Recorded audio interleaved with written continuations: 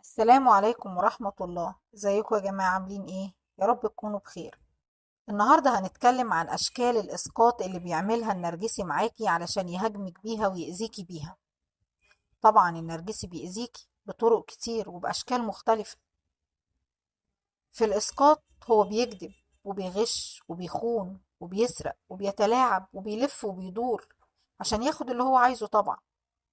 كل ده بيعمله من غير ما يتهز فيه شعرة ولا يحس هو قد ايه اذاكي وجرحك واثر على نفسيتك. الاسقاط بيستخدمه النرجسي لما يكون مش عارف يتعامل مع مشاعره الداخلية، يعني انك تكوني واجهتيه بحقيقة معينة فيه، فيبدأ يهاجمك ويتهمك انتي باللي انتي قلتيه عنه ده. بيستخدم الاسقاط علشان ينقل كل الاحاسيس السيئة والمشاعر السلبية اللي هو حاسس بيها ليكي انتي. علشان كده بنقول إن الإسقاط النرجسي هو آلية دفاع بيستخدمها النرجسي لحماية نفسه لما ينقل مشاعره السلبية أو عواطفه الغير مرغوب فيها ليكي انتي. زي المتنمر اللي بيكون مش راضي عن شيء في شكله ومظهره هو، فينتقد اللي قدامه بنفس الشيء ده علشان يخلص من المشاعر السلبية اللي عنده ويرميها على غيره. الإسقاط هنا بيكون خليط من الجاز لايتنج والإسقاط. المهم يدخلك النرجسي في حالة من اللخبطة والارتباك، وطبعا ساعات كتير بيكون الإسقاط ده نتيجة جرح نرجسي، فيبدأ يهاجمك لأنه مش قادر يتعامل مع جرحه ده.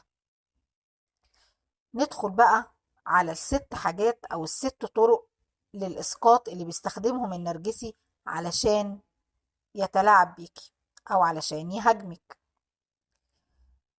رقم واحد، أول طريقة إنه يتهمك بالخيانة ويلومك إنك مش مخلصة ليه، بالرغم إنك ما عملتيش أي حاجة غلط ولا أي حاجة تخليه يشك، حتى مجرد الشك فيكي. لما تسمعي النرجسي بيتهمك بالخيانة والشك فيكي، تأكدي تماما إنه هو اللي بيخونك، ولو مش بيخونك فهو بيعرف واحدة وهيدخل لسه معاها في علاقة، لأنه بالرغم إنه عمره ما هيعترف بده، فالنرجسي عارف إنه بيعمل حاجة غلط. وبدل ما يفضل جواه الإحساس ده إنه خاين وغشاش، فلازم يرميه على حد تاني ويتخلص منه، فيرميه عليكي انتي. تاني أسلوب للإسقاط، النرجسي بيقول عليكي أم فاشلة. انتي طبعا بتحبي ولادك جدا جدا، وطبعا بتعملي كل اللي تقدري عليه علشان تلبي طلباتهم وتحميهم وتراعيهم. عمرك ما قلتي على نفسك انك أم مثالية، بس بتعملي أقصى ما عندك وكل ما في وسعك علشان تسعدي أولادك وتحسسيهم بالأمان والحب. لكن النرجسي الغير مسؤول بالمرة، اللي ما يقدرش يتحمل مسؤولية حتى نفسه، بيتهمك انك ام فاشلة، ام مش عارفة تربي ولادك ولا تحتويهم، انك مش مركزة غير معاه هو وبس، مش عارفة تشوفي حد غيره هو وبس، وسايبة اولادك ومهملة فيهم. كمان هيحاول بكل قوته انه يقلب ولادك ضدك، خاصة لو قررتي تنفصلي عنه. الاب النرجسي يا جماعة بيسبب اضرار نفسية بشعة لاولاده، ولو واجهتيه يقولك أنا أب رائع، انتي أصلا ربنا بيحبك لأني أب بيحب ولاده، أنا لو أب ما بيحبش ولاده كان زمانكم مرميين في الشارع. على فكرة الكلام ده اتقال لي أنا شخصيا يا جماعة. يلا، هنقول إيه؟ حسبي الله ونعم الوكيل فيهم كلهم. المهم إن النرجسي بيتهمك إنك أم فاشلة، وانتي طبعا بعيدة كل البعد عن إنك تكوني كده أصلا. هو اللي أب فاشل، هو اللي أب ما يعرفش يحتوي وما يعرفش يربي وما يعرفش يكون قدوة. علشان كده ده إحساسه الداخلي بنفسه، وبدل ما يتحمل الإحساس ده ويواجهه، بيسقطه عليكي انتي وبيرميه عليكي انتي. تالت طريقة أو تالت حاجة بيعملها النرجسي، هيلومك على إنك مبذرة ومش عارفة تدبري شؤون بيتك، وإنك عبيطة وبيضحك عليكي. النرجسي لما بيستخدم معاكي الإساءة المالية ويهينك ويحسسك إنك ما تقدريش تمسكي مصروف البيت، وإنك مضيعة له فلوسه وما انتيش أمينة على ماله، كل ده علشان يخليكي تفقدي الثقة في نفسك ويحسسك بالضعف، وبالتالي يقدر يسيطر عليكي. بيسيطر عليكي أكتر من كل الطرق التانية، لأن المال والاستقلال المادي شيء مهم جدا. هو عايزك ما يبقاش معاكي اي دخل مادي، سواء من مصروف البيت ولا حتى من شغلك انت الخاص بيكي. طبعا لو انت بتشتغلي، يا اما بيستغلك وبياخد منك فلوسك، يا اما بيكرهك ويجبرك على انك آه تسيب الشغل، ويخلق لك مشاكل من تحت الارض، ويقولك ان شغلك هو سبب المشاكل دي كلها. بيعمل كل ده علشان يفضل هو العائل الوحيد ليكي. علشان كده بقول لكل واحدة: اوعي، اوعي ارجوكي ارجوكي اوعي تخلي النرجسي هو العائل الوحيد ليكي. لازم يبقى لك دخلك المستقل. اوعي تخلي النرجسي يسيبك آه تعتمدي عليه اعتماد كلي. ما تخليهوش يخليكي تسيبي شغلك. ده أسوأ حاجة ممكن تعمليها، لأن لما العلاقة بتسوء بينك وبين النرجسي أكتر وأكتر بتحسي إنك محبوسة في قفص مش قادرة تخرجي منه، لأنه مخليكي منهارة ومتكتفة ومعتمدة عليه اعتماد كلي، وخايفة على نفسك وخايفة على أولادك من البهدلة طبعا. لكن لما بيكون ليكي دخل مادي ولو بسيط، بتقدري تسندي عليه، بتقدري آه تعتمدي ولو نفسيا عليه. رابع طريقة: الناس كلها بتكرهه وبتحقد عليه، وطبعا ده إسقاط للي جواه.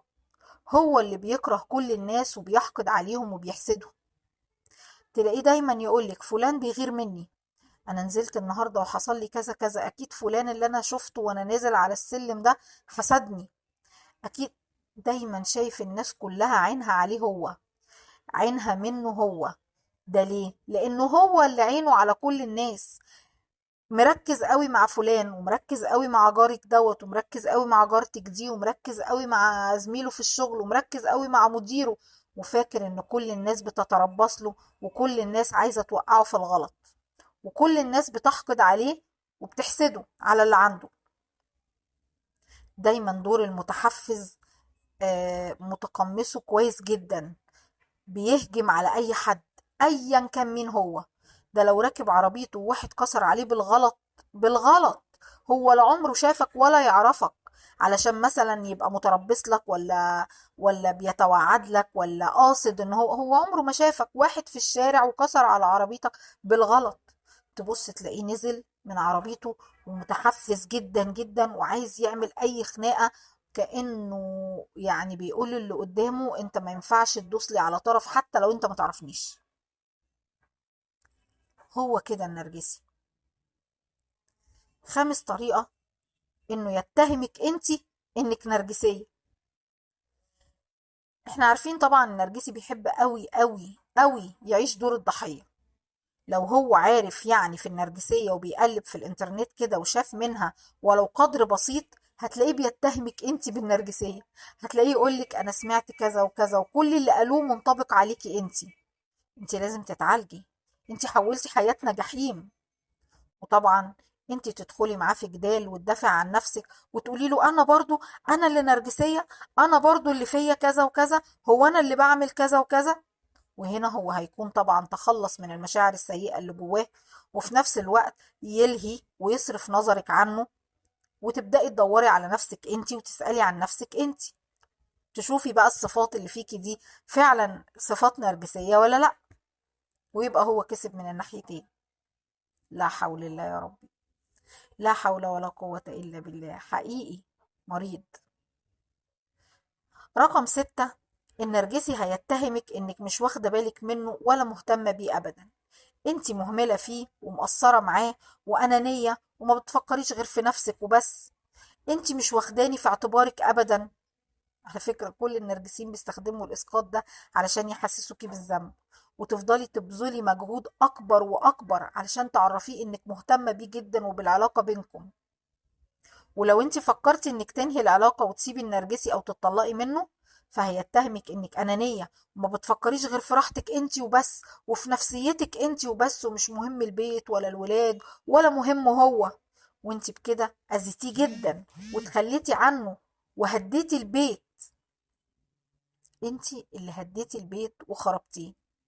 وطبعا انت عشان تثبتي له وتثبتي لكل الناس اللي حواليكوا وكل اللي بيقولوا لك الكلام ده انه مش صحيح، بترجعي تاني في كلامك وتبطلي تفكري في الانفصال، ويبقى ده شكل من اشكال الهوفرنج اللي بيعمله النرجسي معاكي علشان يرجعك تاني للعلاقة وتفضلي تحت سيطرته. شفتي قد ايه خبيث ومتلاعب؟ طبعا الاسقاط ده ما هو الا مراية، مراية بتعكس اللي جوه النرجسي. هو اللي شخص اناني وغير مسؤول، وعنده استعداد يبيع ويتخلى عن اي حد في سبيل مصلحته، وهو اللي بيأذيكي طول الوقت، وهو اللي ما بيهتمش بأي حد غير نفسه. وهو كل اللي يهمه منك واللي انتي بتديهوله، هو ده بالنسبة له أهم شيء. هو ده المهم فيكي انتي اللي هتديهوله، مش أكتر من كده. قواقود نرجسي طبعا بيدور عليه طول الوقت. طبعا دي أشكال للإسقاط. يا رب نكون استفدنا منها. يا رب يكون الفيديو عجبكم. يا ريت لو عجبك الفيديو لايك وشير وسبسكرايب للقناة، واشوفكم الحلقة الجاية.